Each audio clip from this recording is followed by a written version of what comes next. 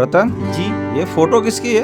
वो अपना room partner है ना विकास, वो एक लड़की से बहुत प्यार करता है, हर जगह उसकी तस्वीर लगा रखा है। भाई मेरी तो यही दुआ है उस दीवाने को ये दीवानी मिल जाए।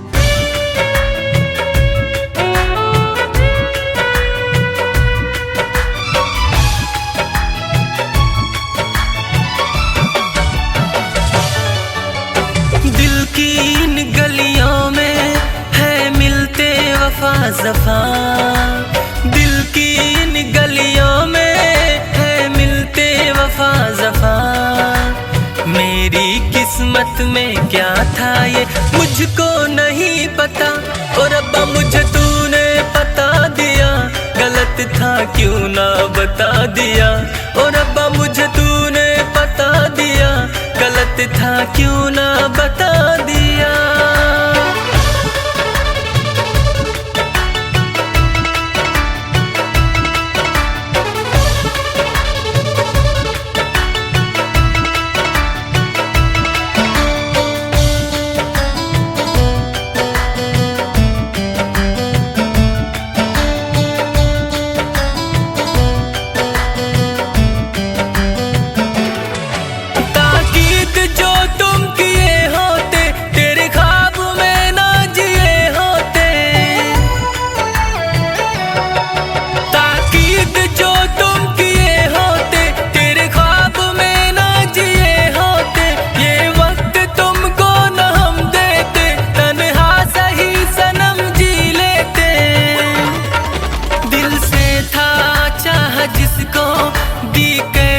मुझे सजा दिल से था चाह जिसको, दी कैसी मुझे सजा।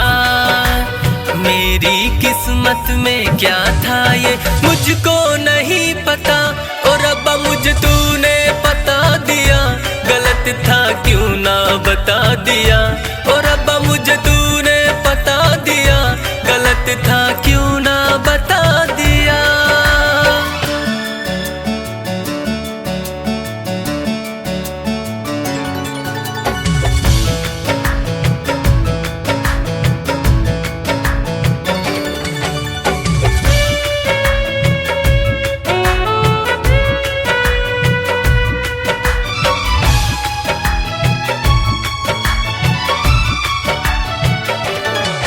लगता है मुझसे खुदा रूठे, यूं ही नहीं दिल यहाँ टूटे। लगता है मुझसे खुदा रूठे, यूं ही नहीं दिल यहाँ टूटे। रहमो करम की इनायत है, वरना न जिंदा यहाँ होते।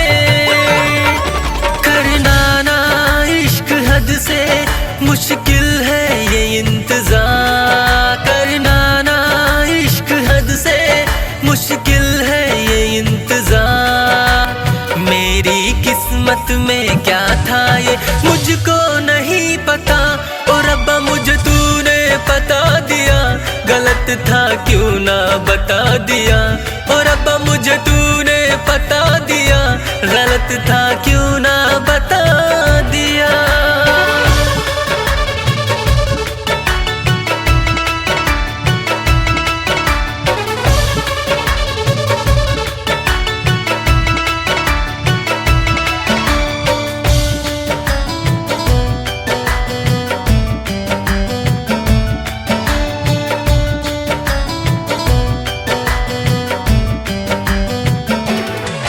जागे तो सोए मेरी आंखें, फिक्रा न करना कभी आगे। जागे तो सोए मेरी आंखें, फिक्रा न करना कभी आगे। पाकर तू अपने मोहब्बत को करना अधूरी सभी बातें। मुस्कुराना चार पल में चलता हूँ है अलविदा, चार पल में चलता हूँ है अलविदा। मेरी किस्मत में क्या था ये मुझको नहीं पता, और रब्बा मुझे तूने बता दिया, गलत था क्यों ना बता दिया, और रब्बा मुझे तूने बता दिया, गलत था क्यों ना बता